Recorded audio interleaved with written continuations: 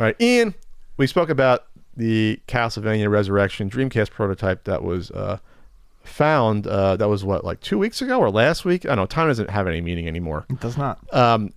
And the person found it on a disc, and then they made a YouTube video showing it being played. It's like pre-alpha. It's almost like proof of concept. There, it's an adventure game, action adventure, similar to, like you said, like the ones that were on the N64, and ones on the PS2 and Xbox as well. I forgot about those. Were similar. So, yeah.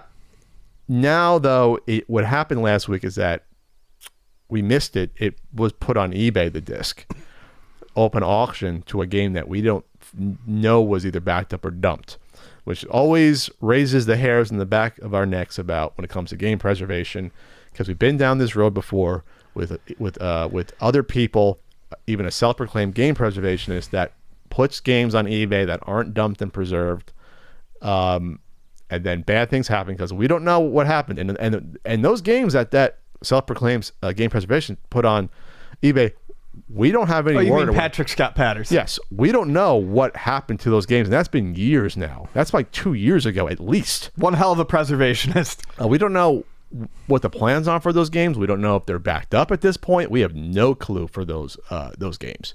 So this is always the danger. So the auction goes up, and I saw it at 20 grand, and then it was gone. According to this video we'll get into in a bit, it got to 25 grand before it was pulled off of eBay. Not just ended by the seller. It seemed like something weird happened, was pulled. I can't find the eBay listing. I searched for it, I couldn't find it. So this YouTuber named Dongled, who's a big Castlevania fan, check out his video. We're getting news from him. He had the skinny on what happened here. So this is what happened.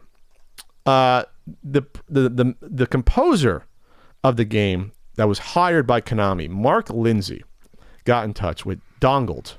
God, I wish I knew your real name, sir. I'm not comfortable calling you Dongled, but okay. So the composer reached out to the person running this auction, who was going to profit a lot if these were real bids, and probably some were. Maybe not all of them were, but a lot here.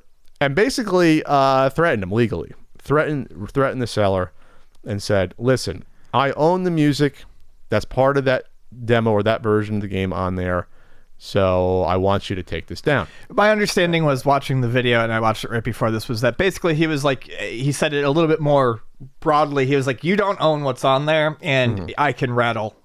I can make some noise. Sure, but it was a legal threat. It was a legal threat, and so the seller got skittish and took it down. There was a question and answer. I did see this before it was pulled, where someone asked, have you backed up this game? And the seller did say, to their credit, I have backed up the game. Right. I mean, that's as simple as ripping it off of the disc. Takes you 5-10 minutes to do that. So that's a positive. So now we don't know where this stands and what's going to happen with this, or it's going to be released. I have not seen an update since then when it comes to this. So I'm of a mixed mind now when it comes to this, because it's extremely shitty to put this up on eBay to sell it. But was it within the seller's right to do that? Yes. Legally, they could sell this if this was not, if there was a sort of chain of custody that it was not stolen. If this was something that should have been returned to Konami at some point, and if Konami had, when I first saw it taken down, I thought, well, Konami did it, said right? That's ours. It was taken from us. We own that. If that's the case, then yeah, he couldn't sell that. He couldn't sell it because Konami would not only own the intellectual property, they would own the disc itself. Here's the thing. If this person acquired this disc legally, they own that disc legally. They don't own the IP on the disc, but they own the disc. They can do whatever the fuck they want with that disc. They can destroy it. They can trade it. They could sell it. It would be like if I was trying to sell a copy of a video game and someone was like, I worked on this, you can't sell it. It's like, no, this is my copy. It's the same exact scenario. It doesn't matter if it's one of a kind, two of a kind, or a million of them. It's like sort of that first sale doctrine, where I bought it, I can sell it to someone else or trade it or do whatever with it. So I am not comfortable. I'm glad that it was taken down, the auction, because we could have gotten a weird spot where we don't know who's bidding on it. And I talked about, right before this, I don't like how people basically hold these the IPs for ransom that hasn't been reserved. So that's good, but I'm not comfortable with legal threats that should not be thrown at people to threaten to intimidate people. That I don't like. I don't like illegal threats that probably have no legal standing for them to occur. That I'm not comfortable with. So I feel weird about the whole situation. Yeah, I do too. I don't think there's legal standing for it. On the other hand, I'm happy with the outcome it generated. I'm just not exactly happy with how they went about it.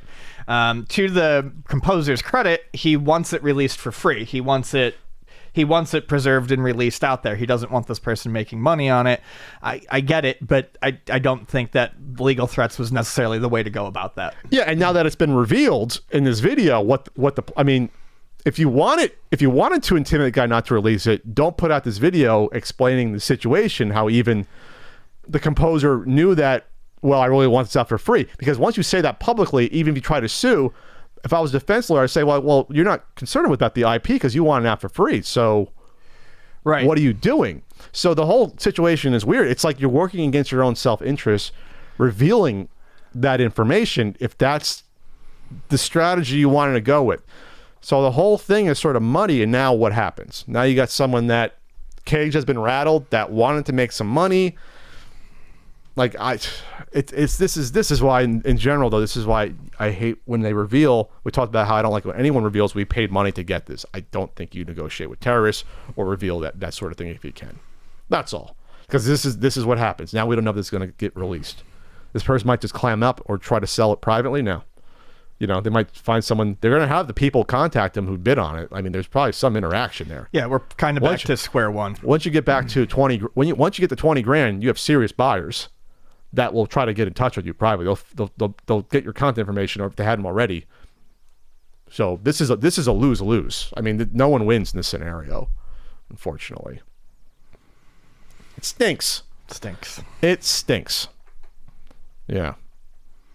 Did I just ramble for like 5 minutes? What happened here? It's fine. Did I cover everything? Yeah, you covered it all. I talked too. It was fine. We did it. It was a Pat dominant segment. We did it about Castlevania, when you probably know a hell of a lot more about Castlevania, the Castlevania series than me. But it was more of a. I need to know Pat math. I got Pat law. I talked a little bit about the important aspect of where it stands in the Castlevania lineage last week when we talked about it. I'm not trying to do a whole audit of the segment, which we weird. Every segment we do, we're just going to talk about how do you think it went, Ian? Was there enough interaction between that? It was good. All right, so we'll see what fine segment. It's a fine segment. We'll see what happens in the future. Go check out